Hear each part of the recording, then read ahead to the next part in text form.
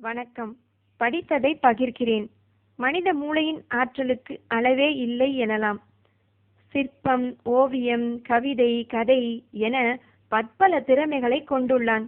கல் தோன்றி மண் தோன்றா காலத்திலேயே மிகச் சிறப்பாக, அமைதியாக, அற்புதமாக, ஆரோக்கியமாக வாழ்ந்து வந்துள்ளனர். இந்த பதிவில் புஷ்பக விமானம் பற்றி பார்க்கலாம். புஷ்பக விமானம் ராவணனின் 5 விமானங்களில் ஒன்றாகும். இது மனதின் வேகத்துடன் தானாகவே இயங்கும். இன்றைய நவீன விமானத்தில் இருப்பதைப் போல இருந்தது. தேவைக்கேற்ப விமானம் சிறியதாகவோ பெரியதாகவோ மாறும். மாயாகரன் குபேரனுக்காக புஷ்பக விமானத்தை உருவாக்கினான். ஆனால் ராவணன் குபேரனிடமிருந்து விமானத்தை பறித்து கொண்டான். வானில் மட்டுமல்லாமல் நிலத்திலும் ஓடக்கூடியது. புஷ்பக விமானம் என்பது நினைத்த இடத்திற்கு அழைத்து செல்லுகின்ற விமானம் போன்ற வாகனம் ஆகும். இந்து தொன்மவியலில் இந்த வாகனம் முக்கியத்துவம் பெற்றதாக உள்ளது. பொதுவாக குபேரனின் வாகனமாக அறியப்படுகிறது.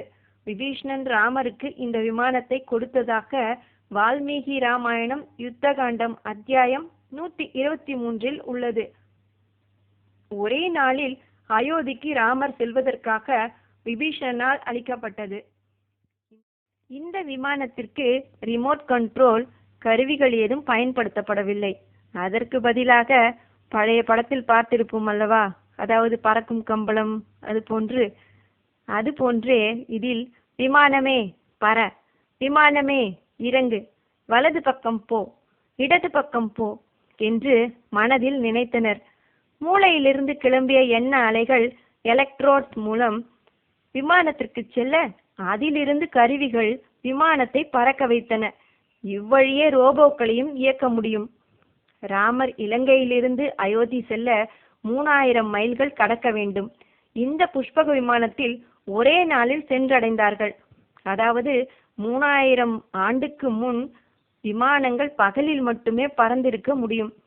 ஆக 12 மணி நேரத்திற்குள் அவர்கள் சென்றடைந்தார்கள் என்றால் 3000 மைல் சென்று அடைந்திருக்கிறார்கள் என்பது இப்பொழுது கேள்விக்குறிதான்.